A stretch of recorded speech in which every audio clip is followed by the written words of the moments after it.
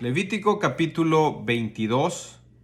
En este capítulo se nos dan instrucciones específicas para los sacerdotes, más instrucciones. La primera parte nos habla de cosas que al sacerdote lo van a hacer ceremonialmente impuro. Es para los sacerdotes. Dice el verso 1, que se abstengan de las cosas santas que los hijos de Israel me han dedicado. Es decir, los sacerdotes tenían contacto con el altar, la mesa, el pan de la mesa del pan de la proposición, el candelero de oro, el altar del incienso. Todas esas cosas eran santas, es decir, no les pertenecían a ellos, sino que les pertenecía a Dios. Y en ese sentido, ellos tenían que guardar ciertos requisitos para seguir participando de esas cosas santas separadas a Dios. De los versos 4 al 8 nos da una serie de ejemplos de cosas que podían hacer al sacerdote impuro. Dice, no comerá de las cosas sagradas hasta que esté limpio. Es decir, ellos no podían comer de las cosas sagradas o participar si pasaba lo siguiente. Por ejemplo, si tenían una enfermedad o la evidencia de una enfermedad, que fuese leproso o padeciera flujo. Podía ser algo que tuviera relación con la muerte, cualquier cosa que tuviera que ver con cadáveres, si los tocó, si estuvo cerca. Podía ser algo que volviera a una persona impura de manera temporal al sacerdote. Podía ser por el contacto con algo impuro, incluyendo cualquier reptil. O sea, todo esto hacía al sacerdote impuro. Ahora, no convertía al sacerdote ya incapaz de ministrar, no. Él tenía que ceremonialmente estar impuro hasta la noche. Y una vez que la limpieza ceremonial fuera restaurada, la persona podía regresar a su servicio como sacerdote como lo hacía antes.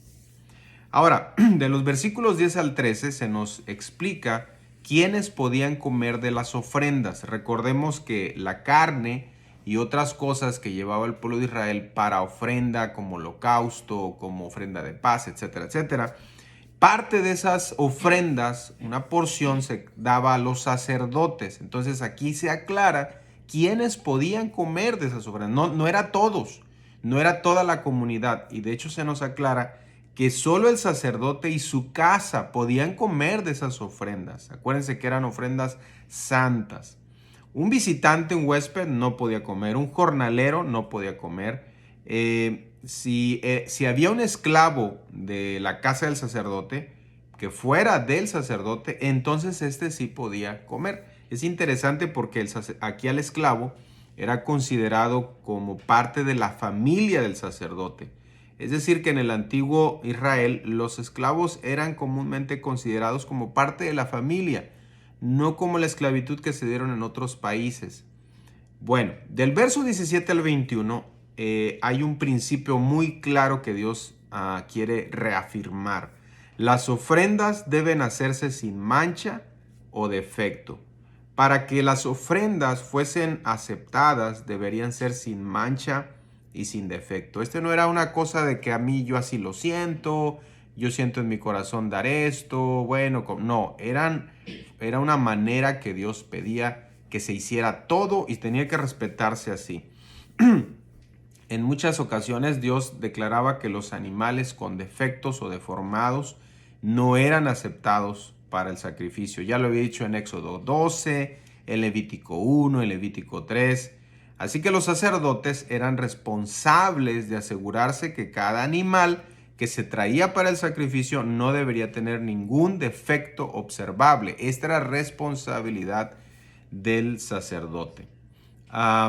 Esto también representa a nuestro Señor Jesús, que vendría después, ya que Él es nuestro sacrificio perfecto. Jesús fue sin defecto en su naturaleza de Dios y hombre.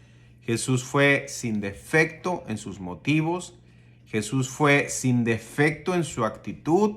Y Jesús fue sin defecto en su obediencia y sin pecado.